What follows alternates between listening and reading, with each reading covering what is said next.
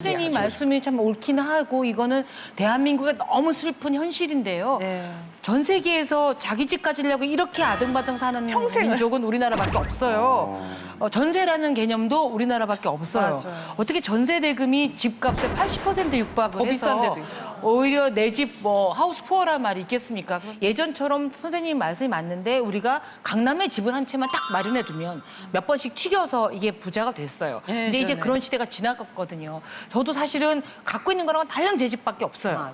뭐 은행 예금도 별로 없고 빚 살짝 조금 있고 그다음에 뭐 없어요. 그래서 너무 불안했어요. 저는 퇴직도 한 2년, 3년 뒤면 퇴직을 해야 되는데 뭐 먹고 살까? 우리 남편은 이제 제가 동네방네 떠들어서 아시지만 이제 마포 불백이잖아요.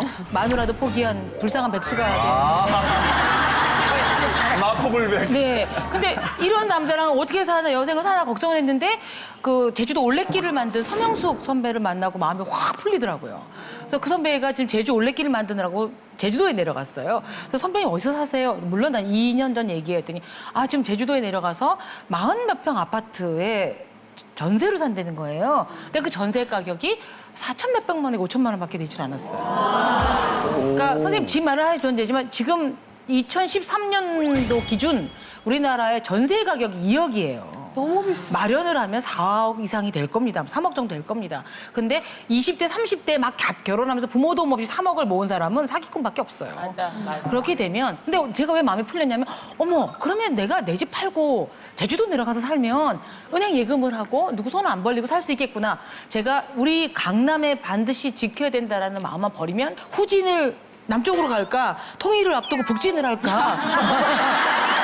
강원도에만 살아도 저는 한 5천만 원짜리 집에 살면 막 뜰도 있고 배추도 가꾸고 우리 남편 농사 짓게 만들고 저는 자주 쇼핑하러 서울에 나올 수 있고 뭐 이런 삶이 될 것 같아요. 집에 매달린다라는 거 전에도 한번 얘기가 나왔던 것 같은데 지금 연세 드신 분들이 과거에 집이 없는 서름을 겪었을 때 마음속에 내가 내 집이 있어야 되겠구나라는 것들 뭐 집주인이 횡포도 부리고 쫓아내면 또 쫓겨날 수밖에 없고 등등등. 근데 지금은 아니에요. 집 못 구해서 그렇다고 그러는데 전세이기 때문에 그렇지 월세는 널려 있어요. 월세는 굉장히 많아요, 집이. 월세를 어떻게 사요? 아니, 되게 재밌는 거예요, 이게.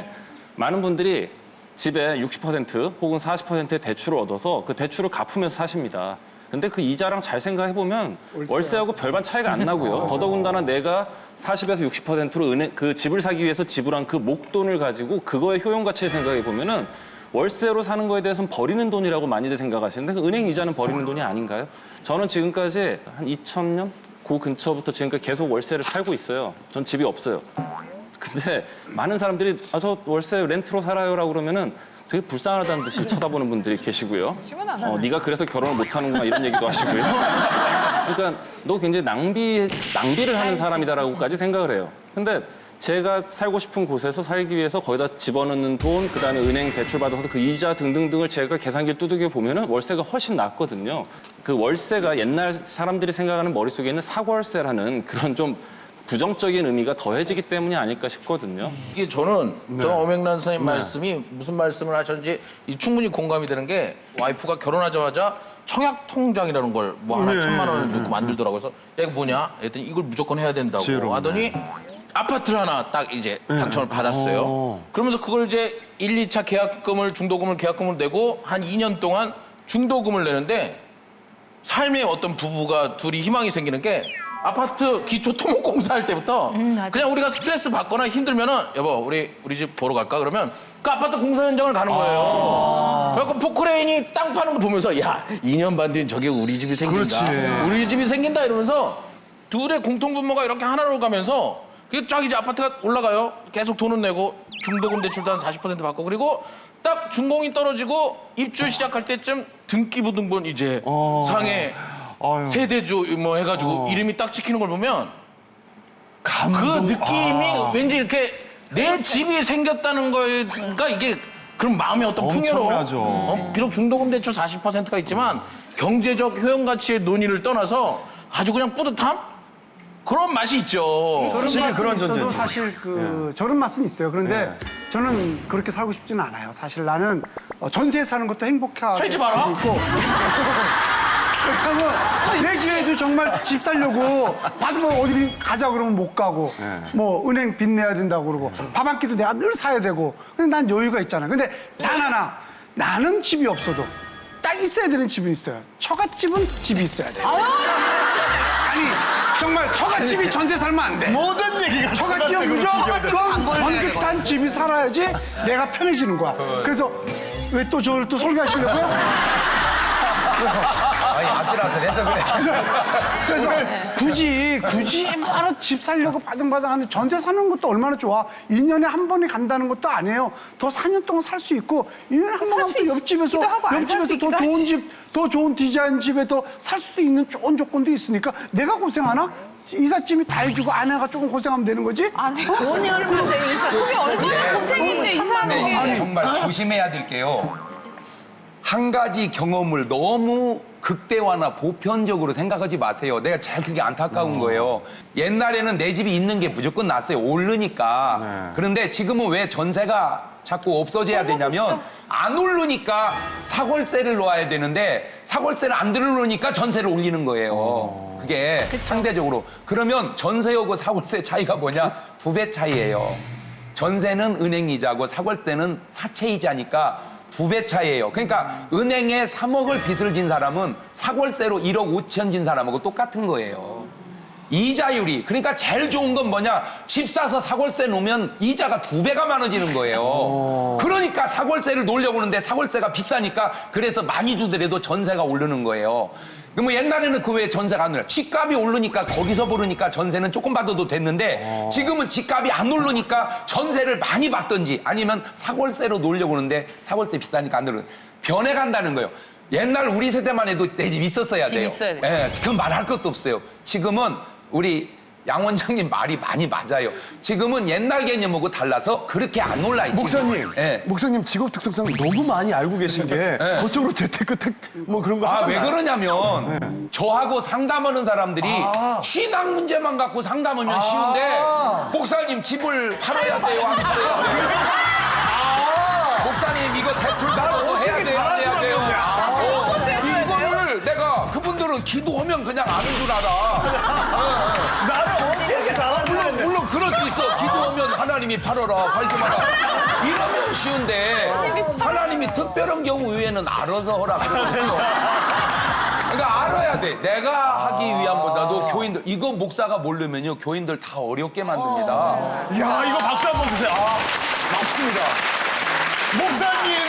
목사님 통상적인 설교에서 나올 수 없는 이게 세대 간의 지금 생각의 차이인 것 같아요. 어민아 선생님 말씀하시는 건 삶의 목표를 집부터 해결하는 데 투자를 다 하고 그런 다음에 나중에 너 하고 싶은 거 해라라는 그런 염려 말씀이시고 요즘 젊은 사람들은 아니 집은 없어도 괜찮아. 지금이 오피스텔에 중요해. 살아도 지금 우리가 여가를 즐기고 우리가 레클레이션 하면서 우리 삶을 풍요롭게 사는 게 좋아. 맞아요. 이런 차이를 했는데요.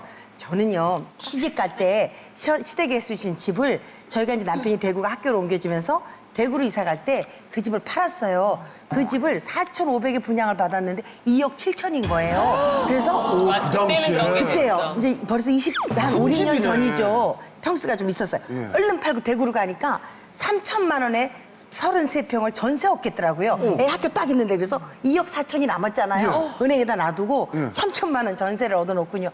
그 시절에 2억 4천이면 엄청 돈이 많은 거예요. 그러니까 저희는 빼쓰는 재미가 그거 참 쏠쏠하잖아요. 그러니까 진짜 뺐어도 처음엔 티도 안 그때 나. 처음에 남편이 조교수로 갔으니까 월급이 몇 푼 안 되지 그러니까 이렇게 빼서 요거서 조금만 처음에는 이거 빼면 안 되는데 서울 가서 다시 아파트 해야 되는데 안 되는데 하지만 요거 안 되니까 있으니까 또 뺐쓰고 꼭가 빼먹듯이. 도장만 꼭 찍으면 돈 주고 도장만 꼭 찍으면 돈 빼오니까 그렇게 맨날 뺐었잖아요. 그러다 보니까 대구는 전셋집이요. 집값이고 전셋집이고 안 오르는 거예요. 근데 이제 저희가 18년을 대구에서 살고 올라오고 보니까 저희가 팔았던 집은 15억, 20억을 하고 있고요. 대구 집은 그 4,500 전세 들어갔던 집을 3억에 사가지고 3억 6천에 팔고 오는 거예요. 근데 통장에 돈은 하나도 없고 서울에 올래니까 집이요. 없는 거예요. 못 사지. 돈. 돈도 없고 집도 없고요. 없는 거예요. 그러니까 이게 정말 삶의 근원을 어디냐 두느냐에 따라서 여유도 좋고 여가도 좋지만 결국은 돌아갈 내 곳이 어디냐라는 거죠. 맞습니다. 그게 참 힘들었던 경험이라는 맞습니다. 거죠. 삶의 점이야. 하나의 중심. 근데 난 요새 뭐를 생각하냐 하면은 그 자식들이 그렇게 부모 돈을 저기 뺏어가고 나중에 무슨 재산 상속이 어쩌고 저쩌고 저희끼리 싸우고 재판 건데요. 그래서 나는 결정했어요. 아무것도 못할 때는 그건 뭐 은행에다 갖다 맡기고 뭐 달달이 돈 다 쓴다는 게 있대. 네, 그거 하려고. 그러면 뺏어가질 못해 자식들이. 내가 도장 콱 찍고 그게 최고입니다. 목이지. 한 달에 얼마씩만 주셔. 그러면 집세 줘서 사글세 받는 것보다 낫잖아. 돌아가실 때까지 가만히 있어. 절대로 돈 쓰지 마. 지금도 저는 꿈을 꾸면 제가 초등학교 3학년 때 저희 엄마가 처음 야 이제 정말 우리가 집이다 이건 정말 우리 집이다 했던 그때 정말 한참 새마을 운동해가지고 지붕이 초록색 주황색 막 이렇게 똑같은 집만 이렇게 지었던 이런 집이 있었어요. 국민주택 같은 그런 거. 그 집이 저는 지금도 제 집으로 나와요. 우리 애들 자라면 한 집에서 살면 왜 벽에 애들 키, 눈금 전부 다 그려져 있고 애들 옛날에 붙였던 스티커 그대로 있고 그 집에서 아직도 좀 살고 싶은 이런 소망이 우리 세대는 아직은 좀 있는 것 같아요. 저는 돈을 이렇게 재테크하는 재주가 없어요. 그냥 방송만 20살 때부터 방송만 해가지고 부모님이 꼭 목표를 줬어요. 그래가지고 그걸 이루려고 막 하고 나면 어떤 목표? 그러니까 뭐 집을 사라. 집이든 아니면 뭐 다른 목표를 줬어 우리 어머니가 이제 아버지하고 그거 할 때 너무 부담이 되는 거예요. 근데 지금에 와서 보니까 그 당시에 이제 제 또래 연예인들 중에 주식이나 뭐 이런 뭐 투자 이분들 지금 돈이 남은 분들이 없어요. 이게 제 경험이에요 이거. 근데 궁금한 게 아내가 네. 지금 수홍 씨 어머니가 또 목표를 주고 계속 그렇게 일을 90표! 시키면 아내면 압구정! 좋겠어요? 할 수 있겠어요? 저는 그래서 아니 솔직히 이미 맥혀서. 안 해도 되잖아 이제. 예. 박성 씨 같은 스타일 남편이 좋을 것 같아요. 근데 그때는 정말 몰랐어요. 수 없어. 제가 이런 얘기 시순위 변경 있습니다. 298이 이러됐어. 왜냐면 이게 사람마다 팔자가 있는 것 같은 게 저는 그러면 내가 여윳돈이 생기니까 옆에서 돈을 투자하라는 생각이 생기더라고요. 그래서 나는 처음으로 목돈을 어떤 너무 예쁘게 생긴 여자인데 만난 지 얼마 안 됐는데 그리고 비서예요 그룹에. 그 얼마나 참하고 똑똑하고 근데 뭐 회장님 맨날 그거 저 하니까 나보러 자기 회사를 사래요 주식을 너무 정확해 넣었어. 그날부터 떨어지는데 그다음부터 주식을 절대 안 하잖아요 제가. 그 버는 재주가 그 버는 재주는 없다고요 제가. 그래서 그 여자친구랑 헤어졌어요. 아 당연히 헤어지죠. 정말 떨어지죠. 여자친구는 아니었어요. 박성 시순위가 변경 있네요. 아니 왜 또 떨어져요?